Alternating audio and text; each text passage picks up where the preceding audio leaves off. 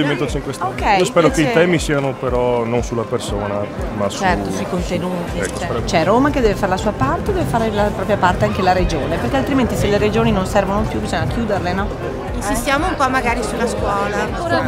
Per 10-15 giorni, un mese e poi ti licenziano. No, sono a tempo indeterminato, perché l'azienda che assume a tempo indeterminato non paga per i 3 anni successivi le tasse sul lavoro. Quindi sono dimessa e corro da libera cittadina e quindi sono come voi. Già tanto, bravissima.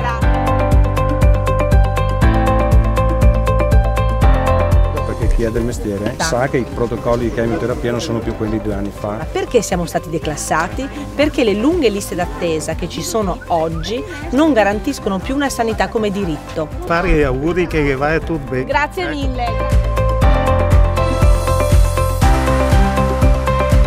Di pagliacciate il Veneto non ha più bisogno. Ne abbiamo viste tante, troppe, e ora che si cambi passo e che tutti insieme promuoviamo un cambiamento di quella regione ha bisogno. Grazie.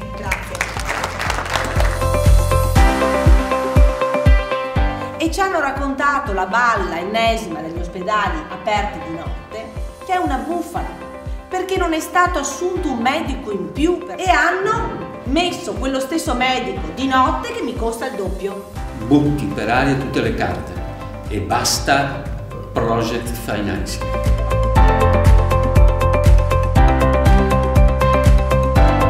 Andate a dire agli imprenditori che usciamo dall'euro. Vedete cosa ci dicono gli imprenditori? Se siamo fuori di testa, no? I giovani di una volta si adattavano di più. Adesso però le scuole professionali dobbiamo sostenerle, perché in quelle scuole esce il 70% di ragazzi che trovano lavoro subito. Sì. Grazie. Quello che ti sedrio fare te apprezzo, ma Grazie di che cuore. pensi tu solo Vicentino dopo? No, sindaco del Veneto voglio essere. Oh, caro averti visto personalmente. Sai a dire che sei nuovo, ma sei 30 anni che sei.